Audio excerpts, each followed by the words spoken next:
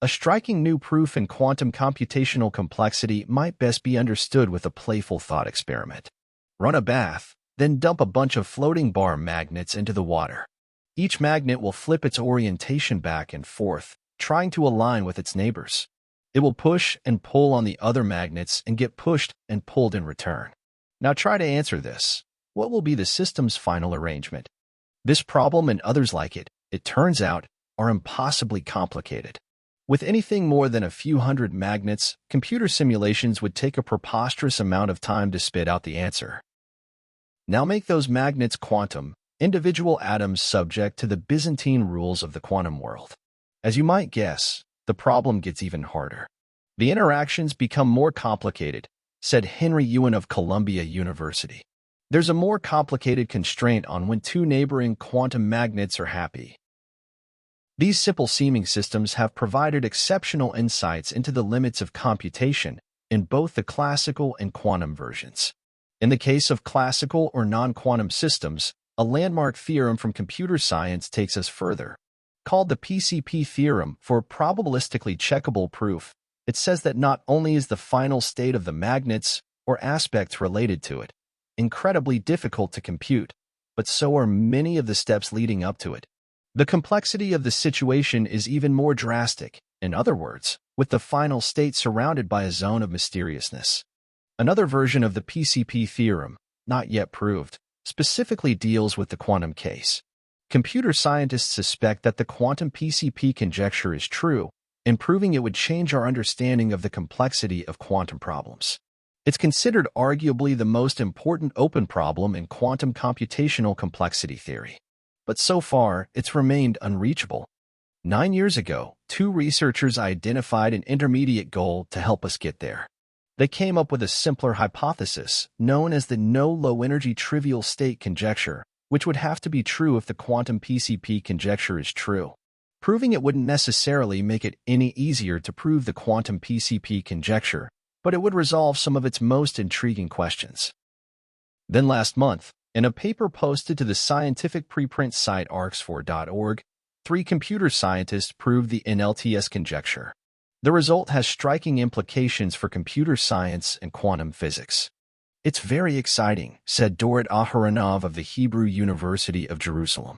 It will encourage people to look into the harder problem of the quantum PCP conjecture. To understand the new result, start by picturing a quantum system such as a set of atoms. Each atom has a property, called spin, that is somewhat similar to the alignment of a magnet in that it points along an axis.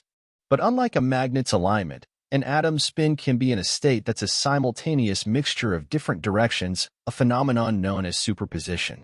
Further, it may be impossible to describe the spin of one atom without taking into account the spins of other atoms from distant regions.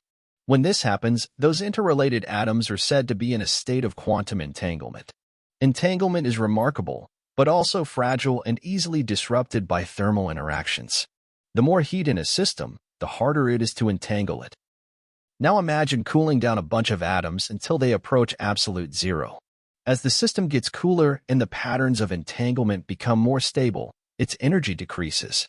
The lowest possible energy, or ground energy, provides a concise description of the complicated final state of the entire system. Or at least it would, if it could be computed.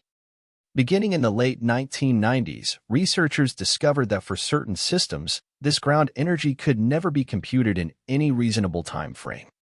However, physicists thought that an energy level close to the ground energy, but not quite there, should be easier to compute, as the system would be warmer and less entangled, and therefore simpler. Computer scientists disagreed. According to the classical PCP theorem, energies close to the final state are just as difficult to compute as the final energy itself. And so the quantum version of the PCP theorem, if true, would say that the precursor energies to the ground energy would be just as hard to calculate as the ground energy. Since the classical PCP theorem is true, many researchers think the quantum version should be true too. Surely, a quantum version must be true, said Ewan. The physical implications of such a theorem would be profound. It would mean that there are quantum systems that retain their entanglement at higher temperatures, totally contradicting physicists' expectations. But no one could prove that any such systems exist. In 2013, Michael Friedman and Matthew Hastings, both working at Microsoft Research's Station Q in Santa Barbara, California, narrowed down the problem. They decided to look for systems whose lowest and nearly lowest energies are hard to calculate according to just one metric: the amount of circuitry it would take for a computer to simulate them. These quantum systems, if they could find them, would have to retain rich patterns of entanglement at all of their lowest energies. The existence of such systems wouldn't prove the quantum PCP conjecture. There might be other hardness metrics to consider, but it would count as progress. Computer scientists didn't know of any such systems, but they knew where to go looking for them, in the area of study called quantum error correction, where researchers create recipes of entanglement that are designed to protect atoms from disturbance. Each recipe is known as a code, and there are many codes of both greater and lesser stature. At the end of 2021, computer scientists made a major breakthrough in creating quantum error-correcting codes of an essentially ideal nature. Over the ensuing months, several other groups of researchers built on those results to create different versions. And now, it is proved that one of the new codes had all the properties needed to make a quantum system of the sort that Friedman and Hastings had hypothesized. In so doing, they proved the NLTS conjecture. Their result demonstrates that entanglement is not necessarily as fragile and sensitive to temperature as physicists thought. And it supports the quantum PCP conjecture, suggesting that even away from the ground energy, a quantum system's energy can remain virtually impossible to calculate.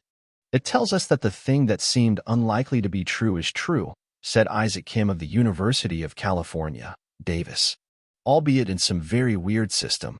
If you have the ability to couple really faraway qubits, I believe you could realize the system, said Angshu.